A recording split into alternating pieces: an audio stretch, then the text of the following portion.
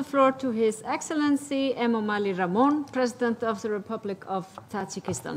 محترم جناب دبیر کل سازمان ملل متحد، محترم رهبران هیئت‌ها، خانم‌ها و جنابان، امروز جامعه جهانی باید واضح در نماید که موضوع مبلغ‌زاری برای رشد از عامل‌های مهم روند نائل گردیدن به هدف‌های رشد استوار محسوب می‌یابد.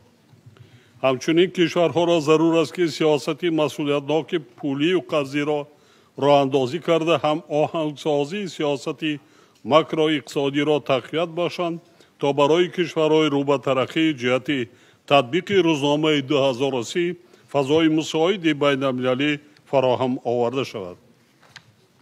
امروز حکومت تاجیکستان جهت رفع عاقبت‌های مشکلات مالیوی اقتصادی و استفاده همه‌جانبه اقتدارهای موجوده به مقصد تامین نمودن رشد با ثمر اقتصادی تدبیرهای اضافی اندیشیده و خاطر توسعه امکانیت‌های مبلغ‌زاری بخش اجتماعی تلاش می‌ورزد.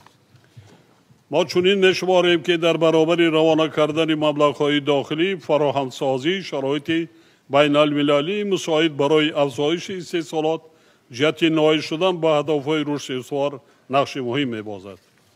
تجارت جهانی و سرمایه‌گذاری که عامل‌های اساسی رشد استحصالات می‌باشند باید تقویت یابند و به روند انتقال تکنولوژی‌های نوی از جهت اکولوژی استوار مساعدت کنند.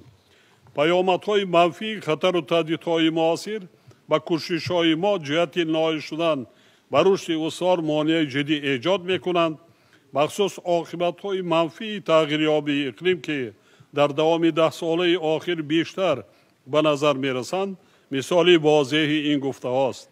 در نتیجه تغییریابی اقلیم افزایش یافتن خطر آفت‌های طبیعی و آسیب پذیری اهالی از آن در تاجیکستان یکی از مشکلات جدی در راه نائل شدن به رشد استوار میباشد.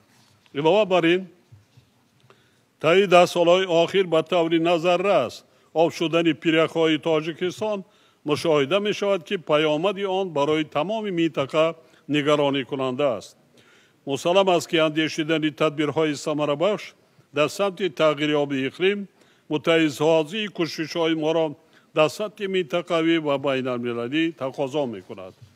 البته گزارش بر رشد اقتصادی سبز سرمایه‌گذاری‌های نظررس را برای رشد انفراستراکچور و استحصال انرژی سبز از منبع‌های برقرار شونده طلب می کند. در این سبب جمهوری تاجیکستان برای همکاری مؤثر با شریکان رشد آمادگی خویش را اظهار می دارند. تشکر.